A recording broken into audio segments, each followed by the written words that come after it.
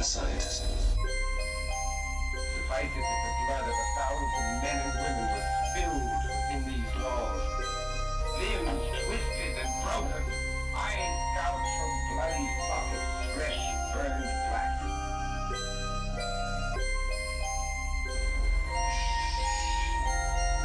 Please. No way to death. In death, there are no accidents, no coincidences, no mishaps, and no escapes. What you have to realize is that we're all just a mouse that a cat has by the tail.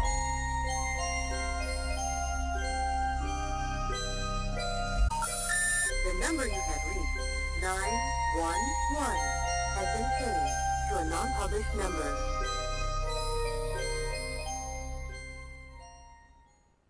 Warning, the following show contains conservative posturing, radical Christian ideas, and may offend pagans, Wiccans, Islamic fundamentalists, and other unenlightened individuals. Callers and guests may be subjected to brash and offensive comments by the hosts and any other type of bullying tactics available. But that's okay.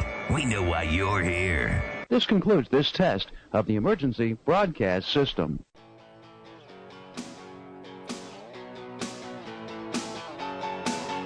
What's up? World of the Unexplained, yeah! Unexplained! Oh, yeehaw! Sorry, man, it was just kind of fun. Who's that guy in the woods of the Unexplained? What's up, guys? This is Jay Scott. Believe it or not, this really is the real Trent Lackey. Oh my gosh, wait, where's the applause? There we go. Where have I been?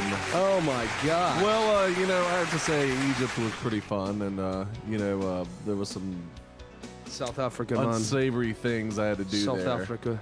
But I got a lot of contacts. You'd be surprised what you can do in fishing wire. That's all I gotta say. Nah, it's nothing like that. You'd be Actually, surprised what you can do with chicken wire too. But yeah, well, but it's not as malleable. That's fishing true. wire is very, you can do several things. Duct tape with and it. chicken wire. Right. No, but I mean, to be honest with you, I just haven't had a car. I mean, I don't know if you've said anything about this. I don't bring those issues and aspects of your personal life up on the well, show. in that case, Dee will promptly edit this. Yeah, okay. But for you people We'll live, flag that one. yeah. Oh my gosh. And this statement, and this other statement, And this one. and this other one as well. Okay. All right, I'm sorry. No. It's just, there's been a lot of crap going on, to say the least. You know that, Scott. And I I'm do. really, really glad I'm finally back here, because this is And we're one looking of my highlights. To and come we're and do this show with and have the people listening and just have a good time with it. and we're looking forward to this Sleepy Hollow trip we're going to be taking soon. Yes, and believe it or not, Chuck's even going to go. Really? Yeah. Oh, that's gonna be awesome. Yeah, it is. I can't wait. This is going to be a true Wotu trip. What I've been thinking about doing is actually for us to rent a car. I've been thinking about that, something huge that guzzles a lot of gasoline. Very expensive. Just to say that I'm proud to be an American, where at least I know I'm free. Anyway. And I won't forget the man who died who gave that life. Right to me. Right But to me or whatever. and it doesn't matter, because we're going to drive the biggest gas guzzling ship and fit us all in it. That'd be kind Literally, of funny. we want we'll talk to the We want a rental car. boat. It's like, we actually What's the biggest land yacht you got? We just want a boat. We want actually. something that gets about 11 miles to the gallon.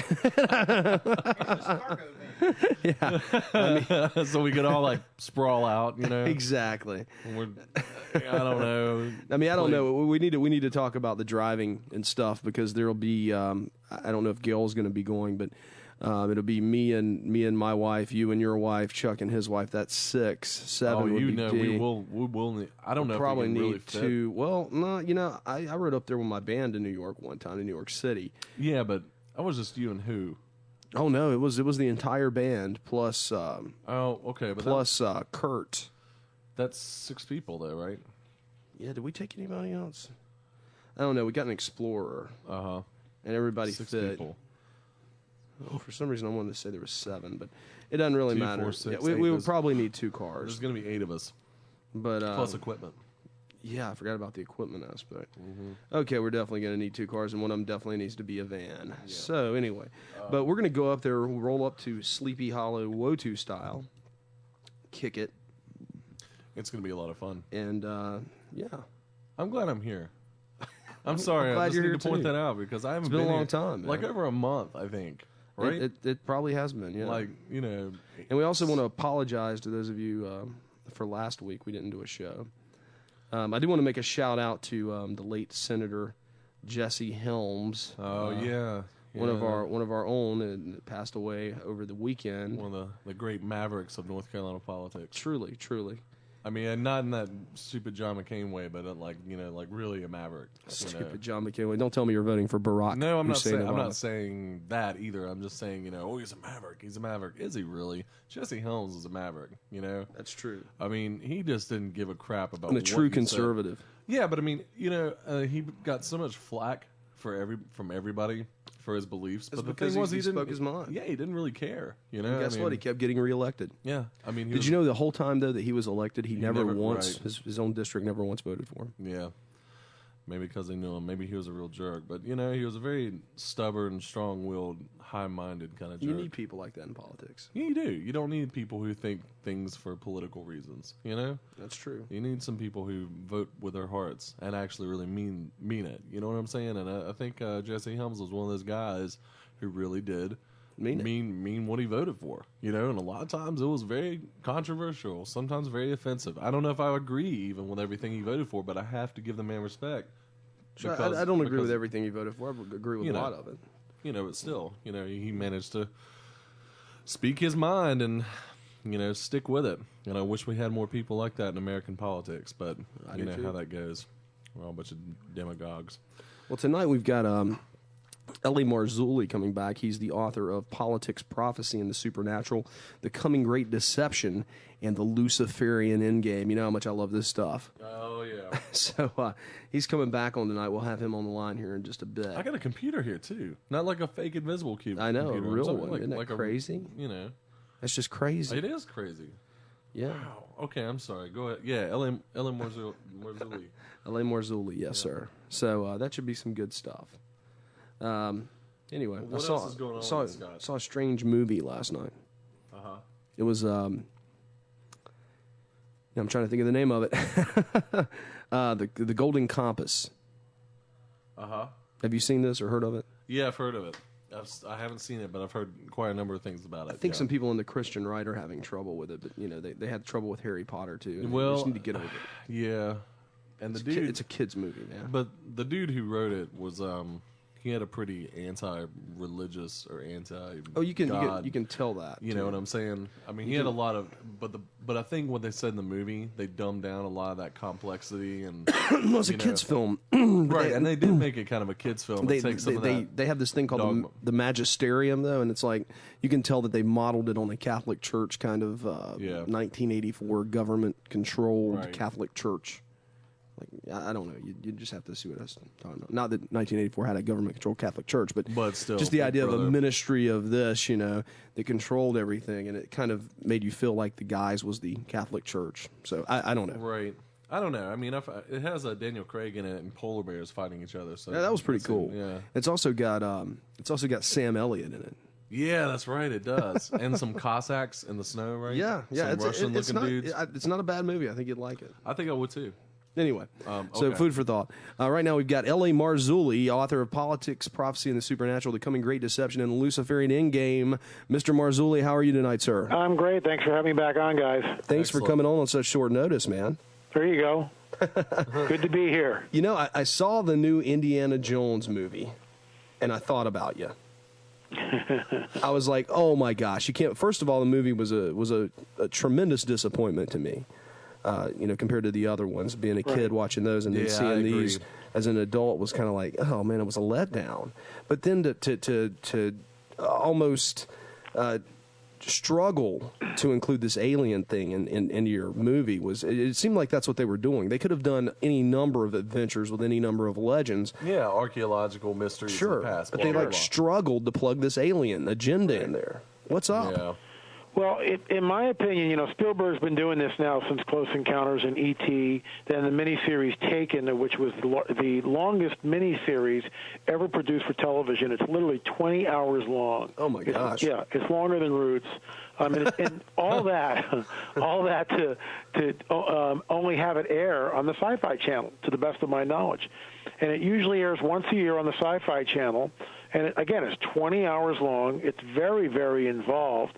I've sat through the whole thing at least twice, and watch reruns when they come on, only because there's such a wealth of information there, and he's drawing from the same apocryphal stories and literature and stories that we've heard for the last, since the Roswell crash, which is interesting. But without getting into that, here we have the latest movie, and it all begs the question. I mean, is it the title of the piece that I wrote, which, by the way, you can get on my blog, which we'll give in a few minutes, I'm sure, the address so you can read it. But the title of the piece is Indiana Jones and the Crystal Skulls, entertainment or propaganda. And the bottom line is, it's entertaining, and I agree, it was a letdown for me. It's a B movie. I mean, and the producers even said that they set out to make a B movie, and that's what it is. It's kind of tongue-in-cheek and mirrors the B movies of the 40s and 30s. But what really got me up in my seat right from the get-go was when they're in that warehouse, which I thought was a great cinematic touch.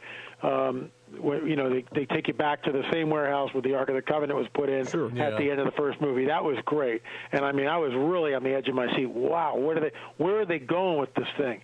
And then I just about fell out of my chair when they open up that crate, and there, lo and behold, is a body of a retrieved alien from the 1948 the alleged Roswell crash in Roswell, New Mexico. And they get the crystal skull, and they go from there. So I'm already, banging my wife with my elbow. Look at that. Did you see that? Did you see that? Driving her completely crazy. And by the time they get, just to cut to the chase, and this is all in the article, by the way, if your listeners want to go to the blog site and check it out, they certainly can. But what just absolutely amazed me, and I agree, they could have gone in so many different directions. I mean, why not, here's just an idea. I mean, they could have explored how the stones at Baalbek got there. I mean, that's a great archaeological mystery, and they could have had all sorts of fun with that. But getting back on point without any more rabbit trails, hopefully, the chase scenes happen, and they take you to the Nazca lines in Peru. For the listeners who don't know what the Nazca lines are, that's real stuff. The crystal skulls are spurious in the sense that they came into view in the late 19th century, late 20th century rather, late 19th century, and their origins were very murky at best. And so most people believe that they were just sort of forgeries that were foisted upon the public, and here they are. But the Nazca lines are real, and they've been there for literally probably over a millennia, and which was really interesting about the Nazca lines, and it's so enigmatic when you think about it, is that they weren't even discovered or seen until the invention of the airplane. So in other words, this begs the question, why would a group of people, I mean, can you imagine this? Why would a group of people sit out in this hot, dry, arid desert, and it's one of the driest places on the earth, by the way, and scratch these intricate petroglyphs, which some of them are over 2 football fields in size. I mean, these things are huge. They're not just little dinky drawings, and they're done with utmost precision. When you go and you link to in that article I wrote, there's actually a link to the Nazca lines, and you can go and look at them. And the petroglyphs are enormous, and they're perfect. They're very symmetrical, which begs several questions. The first being, how the heck do these guys do it, one, and two, why? I mean, if you can't see what you're drawing, what is this? Which is why they remain completely hidden until the advent of the airplane. And as the story goes, people were flying over the Nazca lines, and somebody looks down and goes, oh, my gosh, what's that?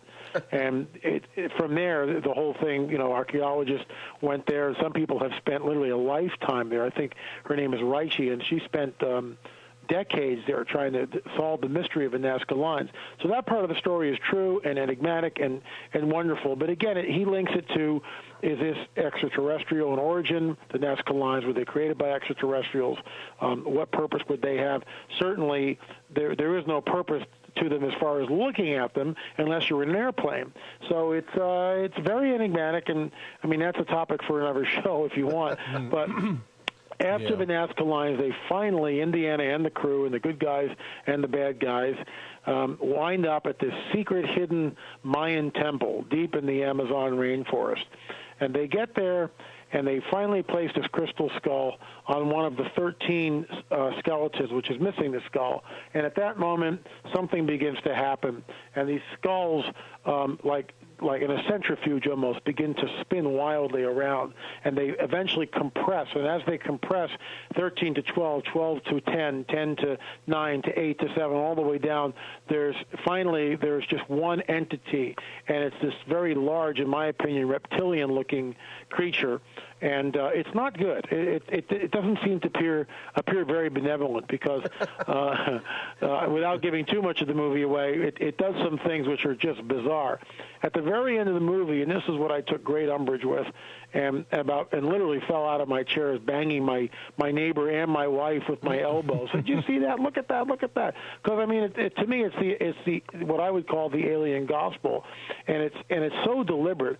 Underneath this Mayan temple arises this huge mothership. It's a huge UFO.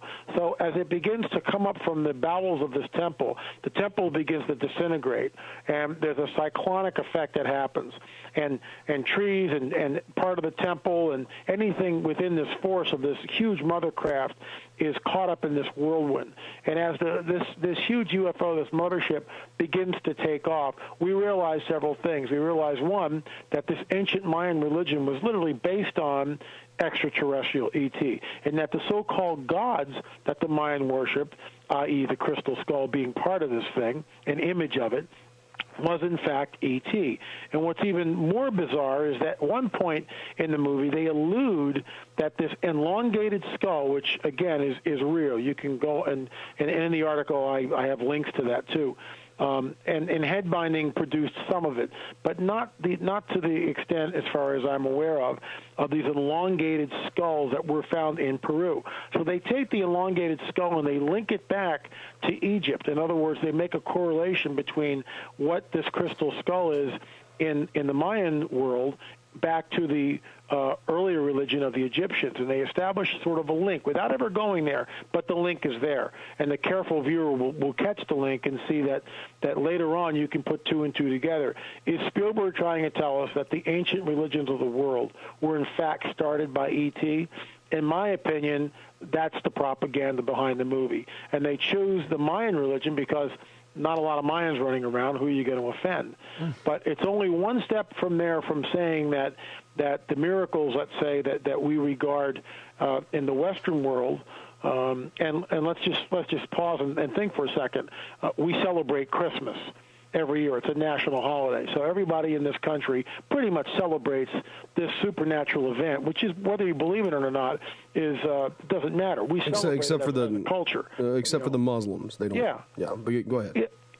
We celebrate Christmas, and we believe in this supernatural event of this God-man being born of a virgin 2,000 years ago. We put up Christmas trees and all this other stuff, which has nothing to do with the event, by the way, but that's another subject for another time. But what's interesting is that it's a stone's throw away, in my opinion, of saying that the miracles of, let's say, Moses parting the Red Sea, Moses striking the rock, the 10 plagues and water coming out, the 10 plagues which eventually allowed the Israelites to go into the desert. All these so-called miracles were, in fact, created by E.T. And this, of course, is the bottom line, or the subtitle of the book, The Coming Great Deception and the Luciferian Endgame. And so to see this kind of propaganda in a film, to be sitting there and watching exactly what I've written about a year ago is mind-numbing to me. It just blew me away. Well, like I said, I thought of you. The first thing I thought of when I saw the film, I was like, oh my gosh, this is just like Mr. Marzulli's book. And, it's crazy. But there was something I was going to say about those Nazca lines. I don't think I have time, though. Yeah, we're getting ready to come up on a break. But just hold that thought. And... yeah, what's that blog address real quick, L.A.? The blog address is lamarzulli.wordpress.com. Press like a printing press.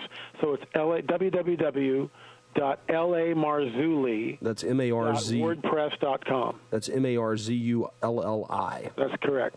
Anyway, we're gonna have to take a quick break here. If you'll hang out with us, our number toll free 1-877-SCARE-U2. That number again 1-877-722-7382. You're listening to World of the Unexplained, and we'll be back with Mr. Marzulli after these. Okay, this is World of the Unexplained. That was not very impressive. That was awful. Okay. Okay. That's it. Okay. Okay, I'm going to the store now. Anyway, World of the Unexplained. Tonight we got L.A. Marzulli. Give us a call. Give us a call, 1-877-722-7382, or locally 336-996-1596. Okay, I was going to back up just for a second. I was going to mention this thing that D had, but go ahead. I'll get it later. Okay. Well, just bear with me. Hanging. But when I was a kid, I watched this show religiously, and it was called In Search Of with Leonard Nimoy, and it was back in the 70s. Right. And there was this one episode when they were dealing with the Nazca lines.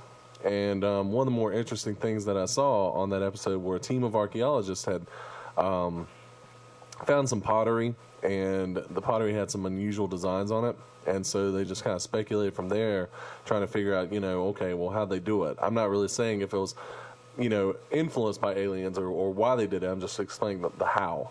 And apparently what they came up with is that it was hot air balloons in a way. They used woolen cloth made locally, baskets made locally, and then they burned stuff that was, that was around there, like animal dung and little shrubs and stuff like that. And then they painted the whole bag apparatus black. So in the hot Nazca Desert, the bag would start to heat up, and then these little fires would also heat up, and the balloon would rise. And the most amazing thing was they actually had video footage of this balloon taking off. Of course, ancient video footage. No, yeah, it was 2,000 years ago. How'd they do it? No, but I mean, it was very fascinating to me. And as the desert sun would rise, then the bags would be heated by the heat of the sun, and then when they started to set, the bags would start to cool and inevitably start to sink again. Now, I'm not saying why they made the Nazca lines what they did, but I'm just saying I think it's a really fascinating proposition of how they did it. Mm-hmm. Have you heard about this? I'm sorry, what? Have you heard about what I'm talking about? I have never heard about that, but it follows Occam's razor, which is, the statement that usually the simplest answer is the answer, and that certainly makes sense. All I'm pointing out is that the whole idea, the way it's used in the Indiana Jones movie, right, it links right to the whole idea of E.T. Whether or not the Nazca lines were caused by so-called extraterrestrials, or as the movie that you saw with Leonard Nimoy, that it was just these guys somehow invented the hot air balloon, which is really, when you think about it, if that's true, that's just amazing. But then I've heard also that the Egyptians may have had some sort of a glider that might have flown. So it's unfortunately, there's no records of any of this stuff. Unfortunately not. Conjecture. Well, I just found it to be fascinating. I've got this to say. It seemed like in the first film with Raiders of the Lost Ark, and then the last film with Sean Connery, that there was this idea in the Indiana Jones film that hey, God is real and God is powerful. That's true, and it was like the mysteries. Those are the best ones anyway. When he's going after the biblical mysteries. Right. And, but now you get to a point where they just kind of they were in the back in that warehouse, and it's like the Ark is just kind of hanging out, and this alien thing though is real strong. Yeah, I don't know. Well, I think it begs the question: why is Mr. Spielberg so fascinated with the idea of E.T. that he's devoted a lot of his career? Certainly some blockbuster movies. When you think of Close Encounter of the Fourth Kind to E.T. to the miniseries Taken, and now this one. Oh wait! I've got a really funny story to tell. I'm going to make fun of somebody, and then I've got a caller from Nashville on the line. Okay, but. So anyway, a friend of mine, a couple friends of mine, I'm not going to mention their names. They go to a lot of these UFO conferences and things, and apparently at one of them, I don't know who the guy is that puts it on. This is a true story. True story. Apparently, at the end of the seminar, he plays the last scene where E.T.'s leaving, like on a giant screen. Right. And he sits there at the front watching it, and he cries. I'm not kidding you. I'm not making this. I couldn't make it up. It's too good. But he sits there and cries as he watches like the last scene from E.T. But anyway, regardless, we've got Adam on the line. What's going on, buddy? Hey, man, you never cried to E.T.? Yeah, when I was 8. Oh, come on. Well, I cried when he was. It's a heartwarming scene. Yeah, so is Bambi when Mom gets shot. But Oh my gosh, Scott, you did not say that. You guys are cruel. I know. I cried when E.T. died, like we were near death in that river. You know, that made me sad. But when he left, I was kind of happy for him. You know, I sat there in the movie with my eyes open and watching everyone sobbing with the E.T. movie and going like, "What is going on here?" I mean, seriously. I sat there. I think it was like 1980 or 81 or something, or maybe 82. And I just sat there in the theater. Everybody's bawling at this thing. And I'm probably one of the only people in the theater who wasn't crying. And I'm sitting there going, this is crazy. What's going on here? I mean, it flipped me out. It just flipped me out. Right. And that's before I really got into this whole, UFO, Nephilim stuff, the stuff I write about. So I just didn't go along with it back then. So anyway, what's the question, Adam? How you doing, man? I'm good. How are you? I'm great. It's interesting you say that. It kind of took me in a different direction because I was. You've been working on stuff like this for that long, since the early '80s. Yeah, I really started researching it with Billy Meyer's book in 1976 when he came out with that, which was the UFO contact from the Pleiades. That's what piqued my interest. But I started researching it seriously around 1990. That's when I started doing the research for the books.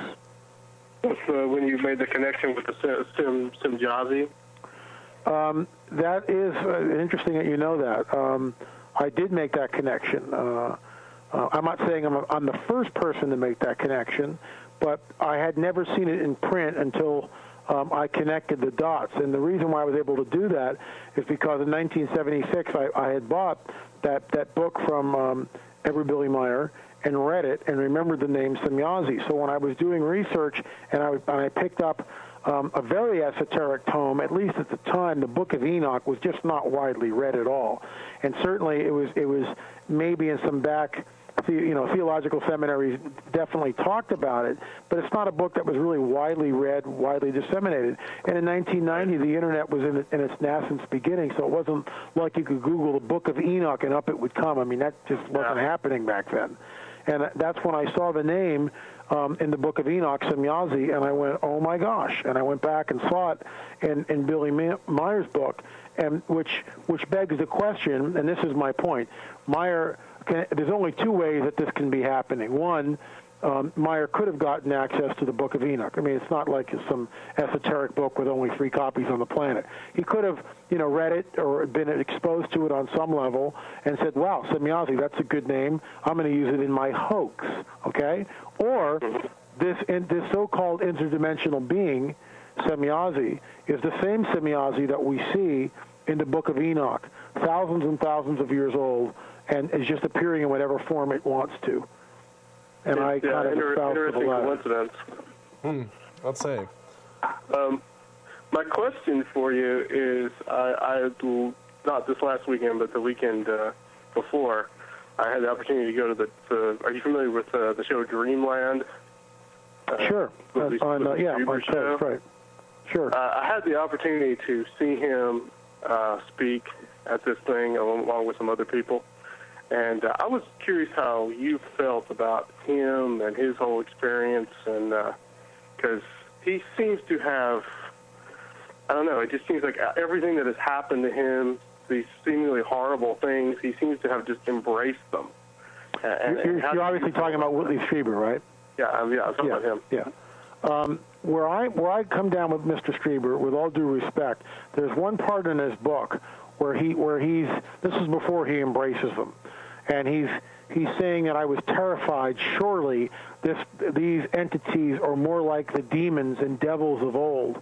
He's absolutely terrified of these creatures. I mean, they says that in Communion. Pardon me?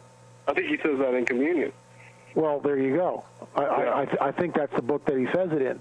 And it's like I would go back to Occam's razor. Usually the simplest answer is usually the one that's correct, and that's, in my opinion, he embraced it, unfortunately, and he didn't know how to fight them. He couldn't stop them. He didn't have the tools to fight them. Last time I was on Coast to Coast, or 2 times before that, rather, we discussed Spiritual Warfare 101, and we used the Mothman as an example of that, which was really bizarre. And I mean, I'm not making this stuff up. This was an interview I did with this retired missionary who, this might take a little bit of time, but it's the same type of thing that Strieber, I believe, could have employed, and perhaps had victory over these entities, because they,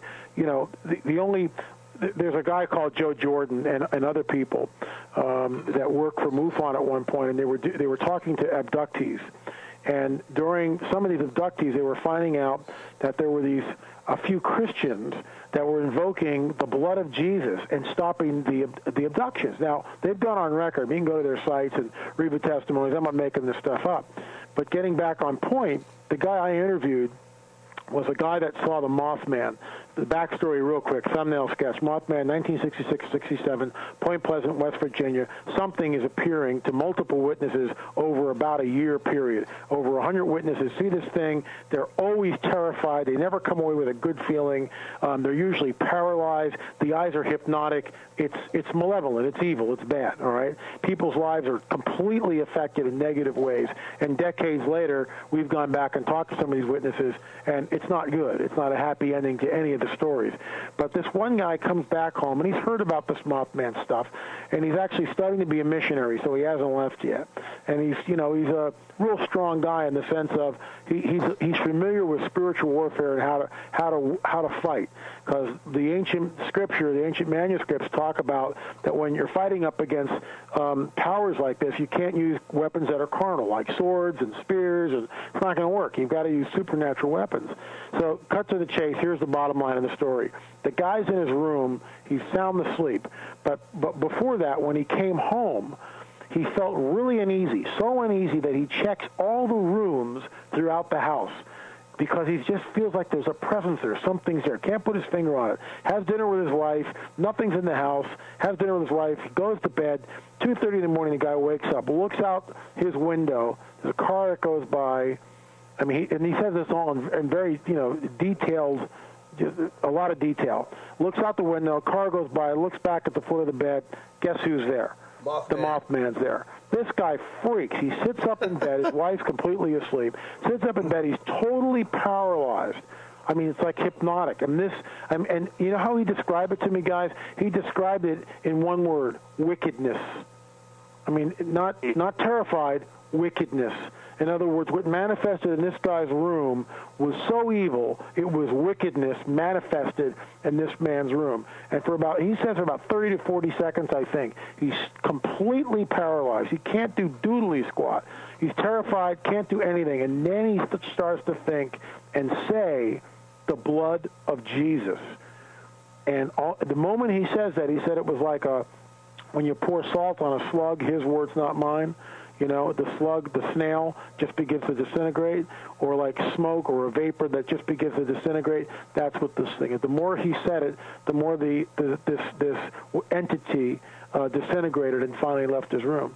And I'm not going for effect here, but when I spoke to him and I got his story down on print, it was in one of my newsletters, the interview I did with the guy. We stopped 2 or 3 times and prayed during the interview, and this is decades later, like over 40 years later, and he still can't talk about it without losing it. So that's the kind of stuff that Strieber, unfortunately, in my opinion, with all due respect to Whitley, has embraced. And I think it's evil, it's malevolent, and it's wickedness. And I think in the communion, Strieber alludes to the fact that that's what he believes it is, but somehow or other, maybe to embrace, because he had no other paradigm except to embrace it, and that's why he fell victim to that. I wanted to ask you, too, about David Jacobs. I've read his book, The Threat, and I actually read that book before your book. And I was startled by, I don't know what Jacobs' religious beliefs are. I mean, he comes from a very, He's a secular Jew. He's a secular Jew. Yeah, oh, is he? And he comes from that background, but it's just the fact that he's so terrified by what he's hearing. And it's like when I read that book and then I read your book, it seemed it matched in this uncanny way that, it seemed like you both came to the same conclusion, but from totally different backgrounds. We do, and in fact, I'm interviewing Dr. Jacobs for the July newsletter.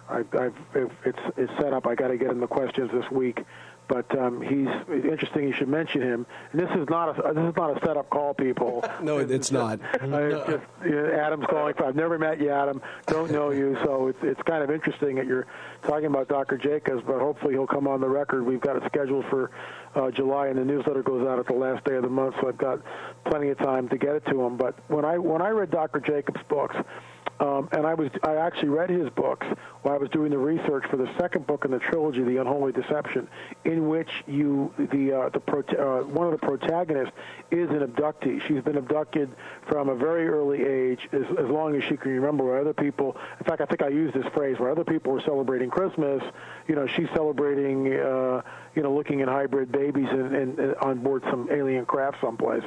So I read his books. I actually talked to him and interviewed him back then for The Unholy Deception. And, of course, my paradigm and my worldview is going to lead me to a slightly different conclusion than what Dr. Jacobs has come to, and we agree to disagree. But we agree on one aspect, that the end game of this thing is not good, that there's an agenda, and he believes, like I believe, that the agenda is not beneficial to the human race. In fact, I honestly think that Spielberg, getting back to him again, in the miniseries Taken, which really is the roots of ufology in the sense that it follows the progression, the generational progression of a family, and how they're constantly taken, and sexual interaction between them and other people. There's hybrids which are made, which they see, which you see, and this whole 40, 50-year progression until this child is finally born, which does not look like a hybrid anymore. It can pass for a human, but it is 50% alien. And it really ties in with what Dr. Jacobs talks about. In which she's basically a messiah figure. She's superhuman. Exactly. Do you think that that's part of the plan? Is Antichrist something is he a hybrid? He certainly, Chuck Missler has even said that the Antichrist might boast some sort of an alien connection. Whether he's a hybrid or not, I don't know. It's certainly a possibility. He could be a hybrid. He could be a hybrid. Could be, let's say, the Antichrist, and you've got the beast, which is sort of like the prophet for the Antichrist. You've got this unholy satanic trilogy that's kind of happening, and the false prophet could be. I'm just traveling here. I mean, who knows? But certainly, the false prophet could be a hybrid. I mean, why not? The Antichrist, who knows? It's just Barack Obama. All speculation. Barack Obama. Barack Hussein Obama. Of course, Scott. Well, hey, I tried. Yeah. There's still time to change your minds, guys. You can vote. You can vote for McCain. Anyway. Dee had made a point earlier. I know this is a little off topic, but kind of falls in the same. And he was telling me about this film. I haven't seen it. A movie called 10,000 BC. Are you familiar with this? Yeah, I saw the movie. I loved it. He said it made a reference to the Atlanteans and the Egyptians came from Atlantis, the land that fell into the sea. Something like that. And he was saying that there was some kind of reference made to these aliens being gods and this, that, and the other. What was interesting about it, and I want to see it again, and I'll tell you why. Because when they show it, there's this very dark, enigmatic figure, and the Egyptians are slaving away, supposedly building the pyramids, using the woolly mammoth to move the blocks on roller logs. It's just like, okay, right. Good stuff, man. Yeah, Zali Hawass is right, down right with it, right? That's how it happened. and no one really knows. I mean, in my opinion, here's another sidebar, but if you get 20 to 25 foot Nephilim running around, I mean, look, Goliath, we know, was at least 12 feet. Yeah. Okay, 9 to 12 feet. So right. You get a 12-foot guy, what can he really do? What can he really do? We don't know. Build stuff. He can kill people. He can build some pretty amazing things, really. Well, can you imagine a bunch of those guys running around? Not just one, right? But what if you had 500 or 600 of these guys? All of a sudden, one guy on each corner. Let's go. Ready, lift, move. It changes the equation completely, and yet, archaeologists, and I write about this in the book Politics, Prophecy, and the Supernatural. Okay, let's forget the pyramid, and we'll get back at 10,000 BC. I'm off on a rabbit trail. Bear with me, but because it's interesting, it ties into the Nephilim and the whole idea of the hybrid between fallen angels and the earthly women. Ellie, I'm going to have to ask you to hold on to that thought. Okay. Yeah, hard break at the top of the hour. You're listening to World of the Unexplained. Tonight our guest is L.A. Marzulli, the author of Politics, Prophecy, and the Supernatural, The Coming Great Deception, and Luciferian Endgame. And if you'll just stick around with us, guys, we'll be right back to take your calls at 877-722-7382. That's 877-SCARE-YOU2. You're listening to World of the Unexplained. We'll be back after this. And we're back, World of the Unexplained. We're having a tremendously fascinating off-air conversation about exorcism and demon possession and things like that. And this reminds me of this. I want to just mention it before we go back into the show here, that I'd read a book and had a guest on the show, Dr. Michael Cuneo from Fordham University years ago, when he wrote a book on exorcism, expelling demons, American exorcism, expelling demons in the land of plenty. In that book, though, he references a 1991-2020 episode where they go and follow an actual exorcism conducted by the Catholic Church, and they put it on film. You can now go to YouTube, and you can type in 2020 exorcism, and it'll actually pop up all four of those pieces if anybody wants to see that. So, I didn't buy it personally. Trent, we know you don't buy exorcism in general anyway. Well, I realize, but that one especially just seemed like... I haven't had a chance to see it. I remember when it came on when I was younger, and I was like, man, that freaked me out. I wasn't going to watch it. Right. But so if you're easily freaked out, you might not want to watch it. But it is interesting if you want to check it out. But anyway, Mr. Marzulli, where were we at? Well, we were talking about two things. The question was 10,000 BC and what entity was portrayed in the film. And where I kind of segued into was the Great Pyramid and how that was built, and then, of course, the whole idea of the Nephilim, that these guys could have been between, the second incursion, definitely 12 feet, 15 feet. Og of Bashan certainly could have been 15 to 16 feet tall, which is actually bigger than Goliath. But let's go back further before I touch on the 10,000 BC. Which really kind of ties in with 10,000 BC, because no one really knows how old Baalbek really is. There were the three largest stones called the trilithon ever hewn by human hands in that particular site. It's in the Bekaa Valley in Lebanon, and it's called Baalbek. And these stones weigh upwards of 100 tons, if you can imagine that kind of weight. And there's no way. I mean, there's just no way. Archaeologists won't even conjecture how these things were moved. I mean, it just makes absolutely no sense. The whole sweaty slaves with the logs and stuff. It just the logs would be crushed, and it just doesn't work. I could have used woolly mammoths. Yeah, well, there you go. A bunch of woolly mammoths, just like 10,000 BC. But what if? And I pose this in Politics, Prophecy, and the Supernatural. The idea of the Nephilim, these guys were, one of their characteristics were giantism. And what if Baalbek was really done before the flood, let's say, in the first incursion? There's a lot of what-ifs here. And what if these giants weren't 12 feet tall or even 15 feet tall like Og that was recorded in the Old Testament? But what if these giants were like 20 to 30 feet tall? What if they were like really, really huge? Now all of a sudden, the equation really goes off the scale. I mean, you got a 20-foot or 25-foot being. You're looking at the Hulk here. What can this guy do? And if that's too much for you, then back it off to what we can kind of handle with a 15-foot giant like Og of Bashan or Goliath, who we talk about all the time. Certainly these guys were huge. Now go back to 10,000 BC, which they're building some sort of a funeral, a pyramid, some sort of a temple to this god being, which they kind of show. And the first time they show him, you're really wondering, like, what the heck is this? Because he's speaking in an unknown language, and it's really weird. I mean, it's really weird. And he seems to be really tall. And so when I first saw the scene in 10,000 BC, I said, oh, my gosh, they're bringing in Nephilim into this thing. But then they don't. And, one of the hero goes, he's just a man, and he kills him with a spear. So he is just a man at that point, and then the movie, goes on from there. But I found it very interesting that they sort of alluded to the idea of the giant or the Nephilim and the same elongated skulls that we see in Indiana Jones and the crystal skulls, and also in the head wrappings and the headgear worn by ancient Egyptians. So I thought 10,000 BC. It was a fun movie too. Some of the scenes with the saber-toothed tiger are just amazing in my opinion. I just love those things. Yeah, I'll have to check that out. I haven't seen it.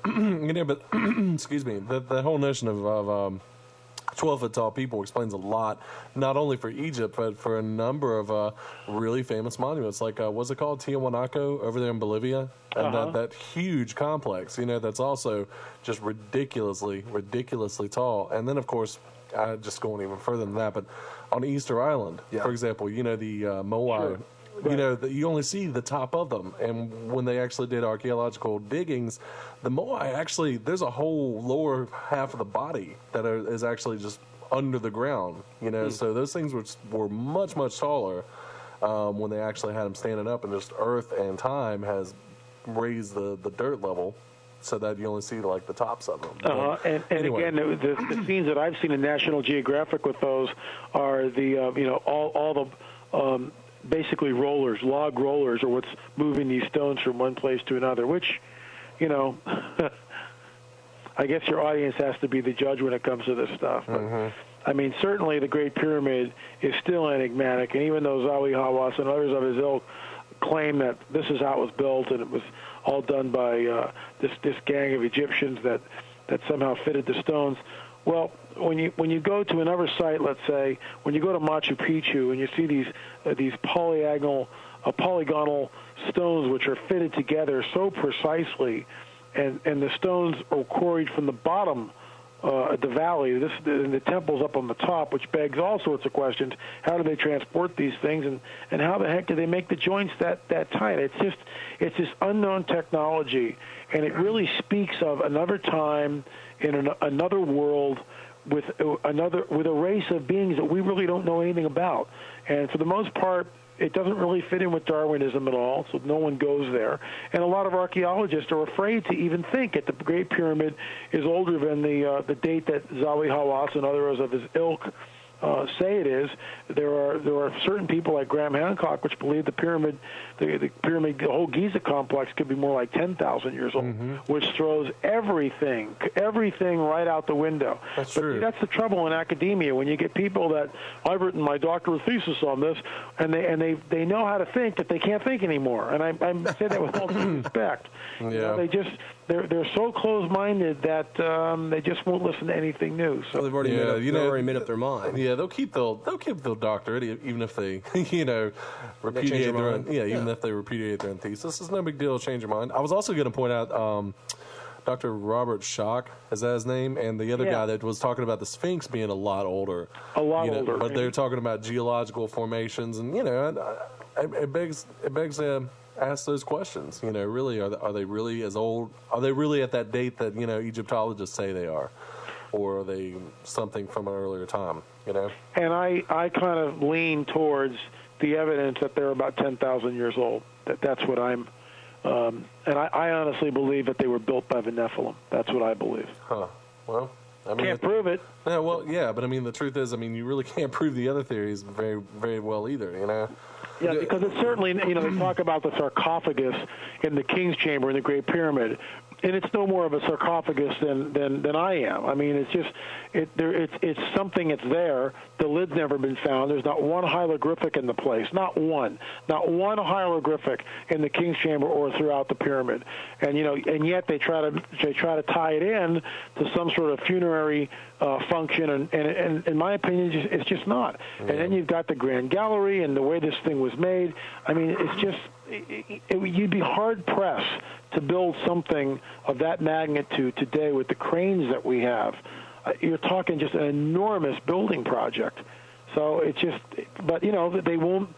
This is how it is, and this is what academia says, and Zawi Hawass controls everything. You can't go there and do any type of an archaeological dig without Zawi Hawass's specific and explicit permission. That's it. Yeah. Nothing happens without his stamp of approval. So unfortunately, the whole idea of the Sphinx and the pyramid having an older date is up to guys like Sachs, who gets there and gets his permit to the nose around, and he looks at it, and he looks at the rock, and he looks how it's been weathered. I saw the special on Nat Geo, and you look the way the weather, the bedding around the Sphinx has been weathered, and it seems like there was water there. And then he comes up with his hypothesis, and in my opinion, his hypothesis is just as worthy as any others. Why do we have to start discrediting him? And with ad hominem attacks, let's look at the evidence and see where it takes us. Yeah, I agree. I think that thing was Zahir Wass is a little. I think there's some politics involved there too. No, he's pretty tight. It's not like that Egyptian prime minister or whatever his name is. He's not the most lenient guy. You know what I'm saying? Right. And I think there's some politics going on with that too. Mubarak. Mubarak, right? That's him. Well, I'm interested in another avenue that your book took when you talked about last time you were on the show. You were speaking of a great peacemaker, riding through, basically coming through the Middle East. You said, that then we'll know whoever this person is will be the Antichrist. Could you go into detail with that again? Well, this is actually the centerpiece of this new book I'm writing, which, for lack of a better title right now, is being called the Luciferian dialectic. A dialectic is simply conflict, counter-conflict, and synthesis, and which is precisely what we see. We see the conflict of 9/11. The counter-conflict is we attack Afghanistan, then Iraq, and the synthesis could be that a constitutional monarchy would replace the al-Maliki government, which is in place today. Interestingly enough, the Maliki government, al-Maliki government, said today that they were about to set up a timetable now to withdraw the U.S. troops. So not only that, but the King of Jordan has offered to set up a constitutional monarchy in Iraq, and he hoisted that up the flagpole several years ago. And I'm in the process of writing this and hopefully getting the book out around Christmas time, weather permitting, so to speak. We'll see what happens. Still doing research, trying to get interviews with different people. But, the hypothesis is just simply this, that Iraq is going to need a strong man. You've got the whole Sunni and Shia schism, which has gone on basically for 1,300 years, and it's going to continue another 1,300 years. There's no end to that in sight. You've got the Kurds in the north. You've got Iran, which would love nothing more than to go in and take Iraq's oil. And you've got the elements of Al-Qaeda. I would love more than, I would love to go into Iraq and take their oil. I mean, they should, pay us back for all the work we've done out there. Give us free oil. Go ahead. Well, this is what I propose with this whole idea of a dialectic and the synthesis. And if it is, remember, the ancient city of Babylon, which you never hear anything about in our media, nothing. No one ever talks about it. It's in Iraq, and Saddam spent close to $1 billion trying to recreate it. Yeah, to try to recreate it and restore it, and he did restore a lot of it.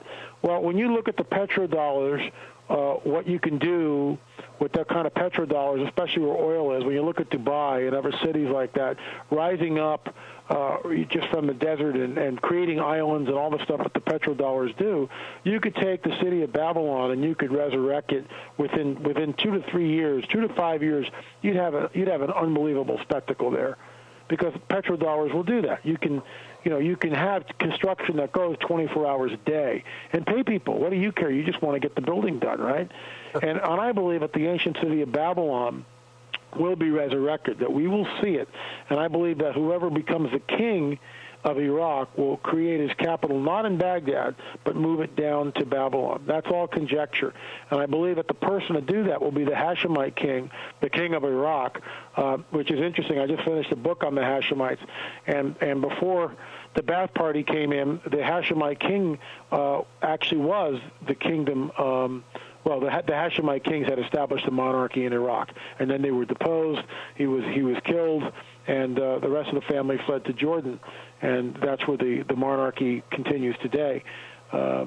Interestingly enough, just last week, something was hoisted up on the internet talking about the idea that Jordan is Palestine. In other words, the Palestinians are always clamoring for their homeland.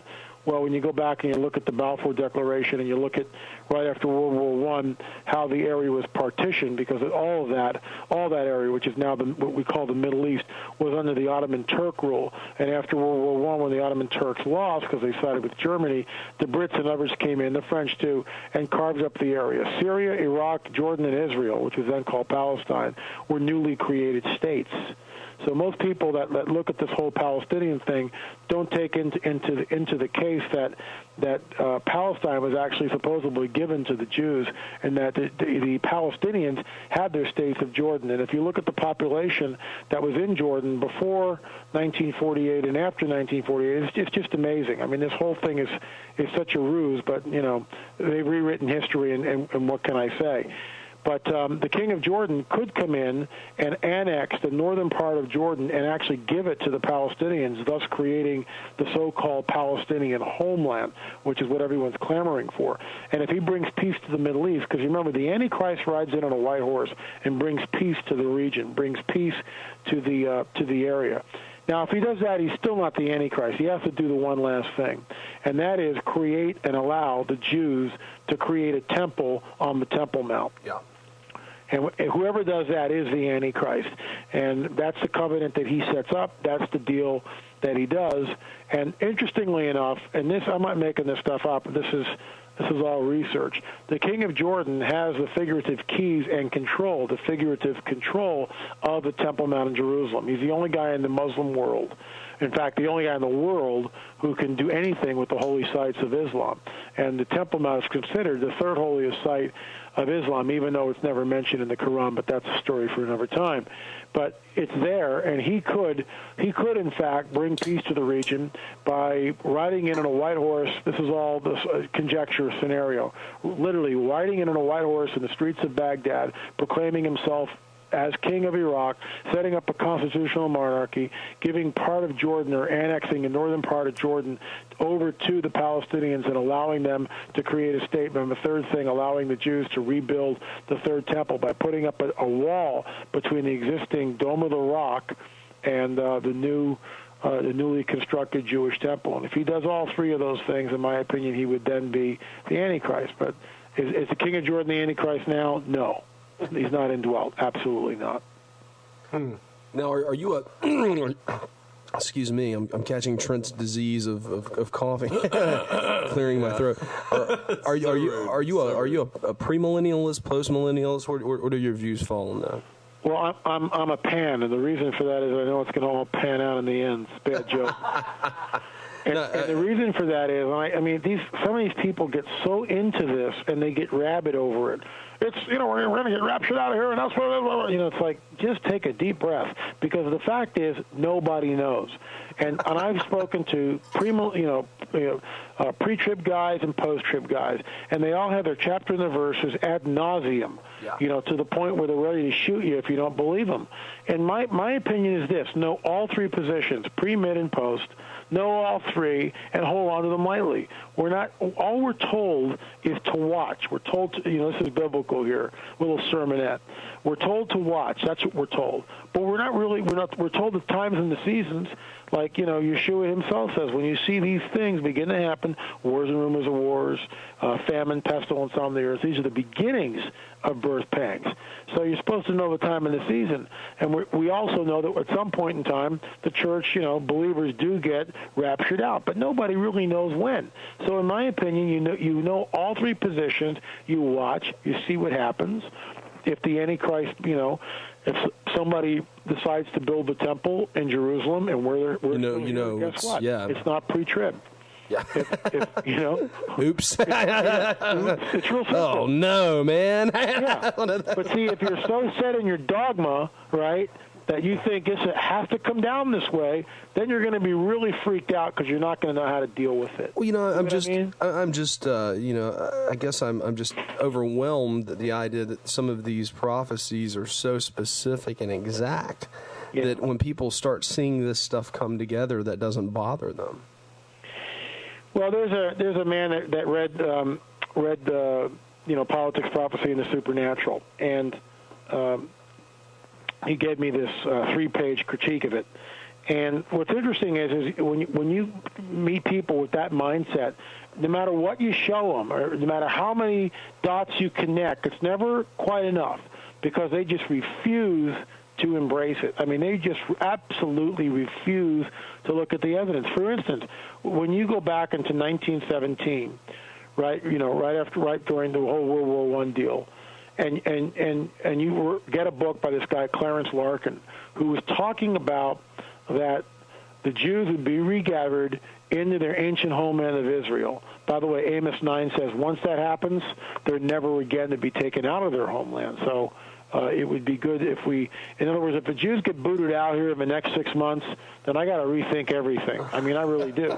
Because Amos 9 tells us very specifically, once they're regathered from the four corners of the earth and reestablished in their homeland, they will never again be taken out of their land. And I'm not saying that. That's what the prophecy says. So in 1917, Clarence Larkin's talking about the regathering of the Jews from all over the world and putting them back in their ancient homeland, which is just an absolute laughable pipe dream when you think about it.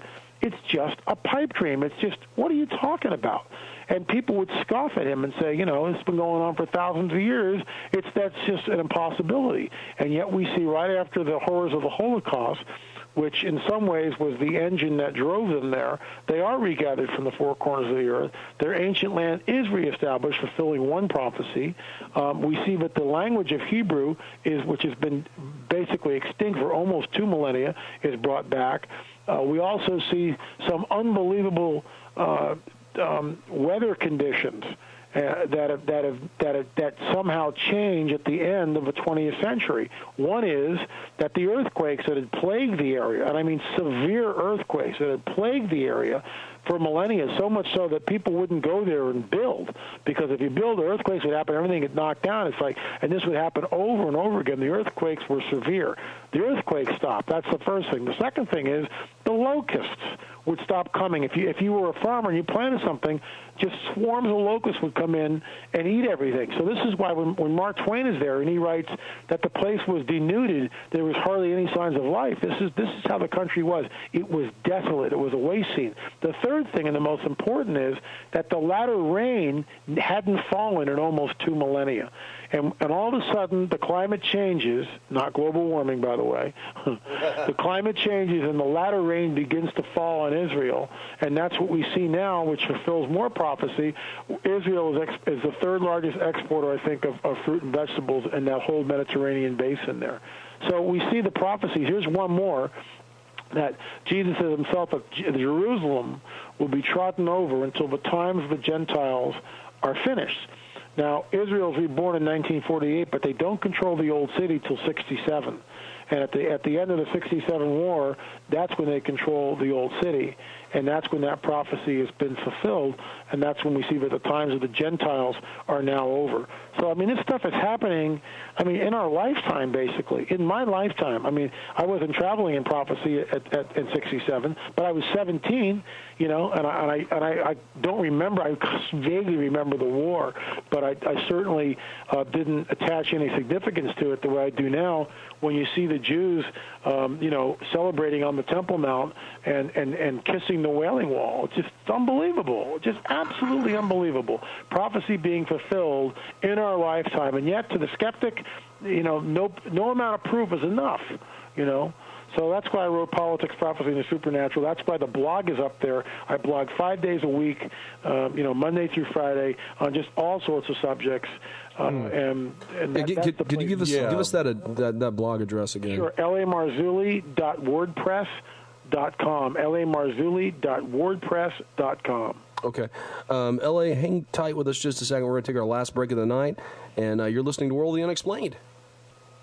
This is World of the Unexplained. Call in 1-877-722-7382 or locally 336-996-1596. Going to talk to L.A. Marzulli. Very, very, very interesting conversations we're having tonight. But right now, we have a caller online, and it is the one and only Rich Anders. The guy that I first called the Antichrist. Speaking of Antichrist. Speaking of Antichrist, and one calls in. Hey, Rich, how's it going? It's going fine. What's your question for L.A.? Well, he said something very interesting that I've been after for quite some time, and it didn't find any real evidence or real something to sink my fangs in. He talked about the giants. Yeah. And that's something that I know existed. I know, those were the Mogu, but I don't know where is the archaeology. Is there any archaeological evidence anywhere? Like the skeletons, because I know that in Syria, for instance, there are entire villages, and quite a few of those that were built for people who were about 15 feet tall. So, but it's empty. There's no bones, no fossils, nothing. So I'm very curious what he knows about that, and where he can tell me I can find archaeological evidence. This is thank you for the question. This is actually from Politics, Prophecy, and the Supernatural. It's on page 84 of my book, and I'm quoting Dr. I.D.E. Thomas's book, The Omega Conspiracy. And he's quoting from this gentleman by the name of Dr. Buchholzer. In 1936, Larson Cole, the German paleontologist and anthropologist, found the bones of gigantic men on the shores of Lake Ilyasi in Central Africa. Other giant skeletons were found in Java, the Transvaal, and China. The evidence for the existence of giants is incontrovertible, a scientifically assured fact. There's a couple of things that if you go, do you have access to a computer, sir? Oh, yeah. Okay, if you go and you type giant skeletons, if you do a Google search. Hold on, giant skeletons? Giant skeletons. Just do a Google search on that, and all sorts of sites will come up.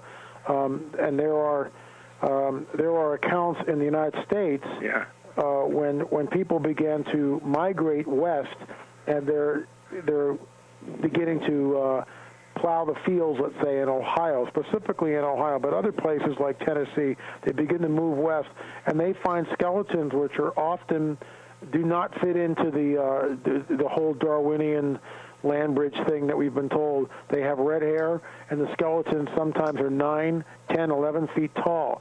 Sometimes they have 6 fingers and 6 toes and 2 sets of teeth. What does that sound like? And, I mean, it goes on from there. So some of the skeletons that... And I look, this is an apocryphal story. I can't prove it, all right? This is what was told to me in a very... And this is the kind of stuff that makes great radio. Unfortunately, I can't prove it at all. I had an email that came across my desk probably 4 or 5 years ago, somewhere in that time frame. And the person said that they were representing someone who refused to go on the record with me. They were afraid for their lives. They had taken an oath of secrecy. So it had all the earmarkings of everything that someone like myself just jumps at the chance to get. And after, a lot of correspondence back and forth between the go-between, this person finally told me this. It still wouldn't come on the record. I had no idea it was a man or woman. No idea. Now, wait, hold a moment. Can I ask you something?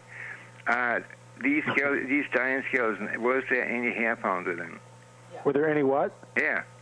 Hair? Yeah. Was there any hair on them? No, well, the ones. Was it just bones, or was it hair? Or no, the ones in the Americas had red hair. Red hair. Wait, now you say something interesting. All over the body? Well, no, not all over the body. Not like Bigfoot. Just like red hair at the skeleton area. So you sure about that? Pardon me? Are you sure about that? Yeah, I am. According to what I read, I didn't see them. No, what's your first name? My name is Lynn. Lynn. Lynn? That's correct. And is Marzulli, that's your last name? It's M-A-R-Z as in zebra, U-L-L-I. Yeah, but the guy just said your address is lamarzulli.wordpress.com. That's right, lamarzulli.wordpress.com. Well, the weird thing is that my computer doesn't find you. I find your name at Amazon. But yeah, it's on Amazon. I'm all over Amazon. But let me get back to the story because it's a neat story. So this go-between gets back to me, and here's the story that I heard. That this person worked for the Forest Service at some point in time and was stationed in and around New Mexico. And apparently there was this flash flood this nasty rainstorm that passed through the area, and the flash flood overflowed the banks of some stream or some creek or dry riverbed, and it unearthed, when it did that, it unearthed the cemetery. And guess what? In that cemetery were giant skeletons. The person said that these things were over 9 feet tall. And according to the story, this is all completely apocryphal. I have no idea whether it's true or not. According to the story, the Smithsonian came in, gathered up the skeletons, put them in crates, made everybody sign disclosure statements, saying that they would never say anything to anybody about what they had seen, and that was it. No, Indiana Jones reference. Sense to me, because that's the one that I'm after. I'm working along similar lines that you are. I mean, the guys will tell you. I mean, Jay gave me even thought at first I was the Antichrist, which is not quite true. Not the Antichrist, an What? Antichrist. Oh yeah.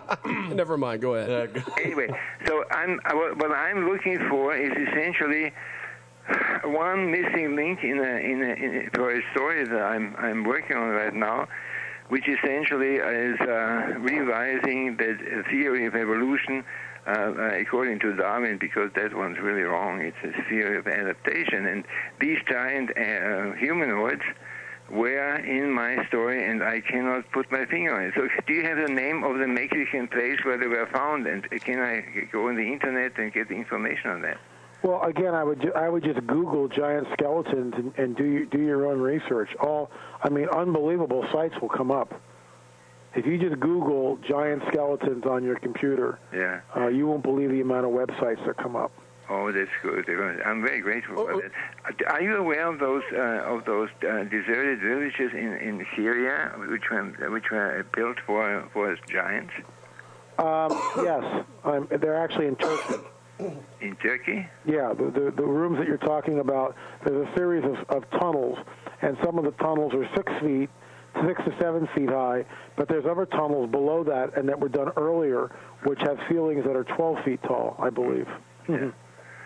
Okay, Rich. I'm sorry, we're going to let you off here. I'm going to take your airtime, so thank you very much. Thank you, sir. Can you send me an email with an email address where I can reach you? What's your email? It's Rich Anders, one word, at msn.com. Rich what? Anders. Rich Anders, Anders. Ask these guys. They had several nightmares about Okay, Rich Anders at msn.com? Yeah. Okay, I'm sending it right now. And Jay, for you, one good advice. Do you remember our last chat when I said about dinosaurs? I do. And you said, well, just make sure they don't step on me? Yeah. There's something else you have to watch out for. What's that? Don't stand at the rear end when they park. Oh, my gosh. All right, Rich. Have a good night, buddy. With that, sayonara. Oh, man. Oh, you never think about that, I guess. The dinosaur's trying to eat you. And there's a very good possibility you could do the reverse of that. So this email you got, I want to go back to this. This is good stuff. The person wouldn't identify themselves? Well, the person, the email that I got from the individual was acting as a go-between. And I never got to speak to the person that was there. In other words, it was this person remained anonymous, went through someone else, and finally they told me the story. And, what do you do with that? It's a great story, but there's no way to prove it, and there's no way to go on the record. For instance, I spoke with an ex-Nazi. The guy's like 97 years old. Oh, my gosh. Yeah. And he won't go on the record. But I asked him one question. I was allowed one question, and I said, according to my studies, Hitler was an occult adept. Is that true? Was Hitler involved in the occult? All of a sudden, his demeanor changed from this kind of, nice grandfatherly old man into he kind of had this faraway look in his eyes, and he began to shake his head, nod his head slowly and said, yes, you could say that. And then when I pressed the second question, he said, no more. I wouldn't answer anymore. Yeah, it's pretty intense. Huh. Sounds like it. Yeah, I guess so. Now, are you still a worship pastor at Southern California Church? Well, I was, and I just left the post recently for various reasons. One reason was I just felt it was time to, I'm doing radio interviews constantly, and I'm exploring this new book, which I really want to get out before Christmas because I think it's timely. And now, can they find your book at Zondervan's? The 3 books, the Nephilim trilogy, are out of print at Zondervan, and I have the rights back to them. And I'm actually printing up 1,000 of each, and they'll be available very shortly on my website. Okay. What about Politics, Prophecy, and the Supernatural? That you can buy on the website also. That's pretty much everywhere. But the best deal is the website. Okay. Yeah, I was just wondering because I know Thomas Horn, and I know that he's very selective about the books that he publishes. Right. And so that's good stuff. That's good stuff. So I'm going to give that WordPress blog site again. Trent, do you have it? Yeah, it was. I hope I still have it. I don't know. Well, I'm dealing with a computer that's questionable. Yeah, it's L.A. Marzulli, MARZULLI.wordpress.com. That's it. Okay. All right. Good deal. Excellent stuff. You know, I didn't even get to the question about, since we're on the themes of movies, you know, we did 10,000 BC, we did Indiana Jones. I just saw Stigmata the other day, you know, for the first time. Okay. And there was a whole interesting concept of the Nag Hammadi scriptures, and I know a little bit about Nag Hammadi already. Right. But it, you know, and it was an issue about Gnostic Gospels and how they would tie into this whole Nephilim thing. But we have like 4 minutes, so. Maybe for the next time, you know, I can. I'd love to get into that. The whole Nag Hammadi Gospel of Thomas, right? The Da Vinci Code is so heavily based on another, other, spurious books. But yeah, well, we had 4 minutes to do it. We had Dr. Daryl Bach on a while back, and he talked a lot about the Gnostic Gospels. It was good stuff. Yeah, they're interesting. You know. Well, it's about time. You have the final word, L.A. Marzulli. I appreciate it having me on, guys, and for your listeners, come to the blog site. I'm blogging 5 days a week, and it's usually each article is about 600 words or less. Not too lengthy, but informative enough, to you where you can get a daily dose of what's going on. Right now, I'm kind of on this World War II kick with Hitler and his occult roots and going into the Foo Fighters that were over Germany and how I believe a portal was opened back then. So that's where the blog is going right now. We just opened it up. You'll also be able to get all the music that you want. I've got like 70 pieces of music with Snowcap, and you can just click and hear parts of the music, and you can also buy those. So the books, the blog, everything's accessible from the blog, including the website. But the blog's really the place to go. And that's lamarzulli.wordpress.com. lamarzulli.wordpress.com.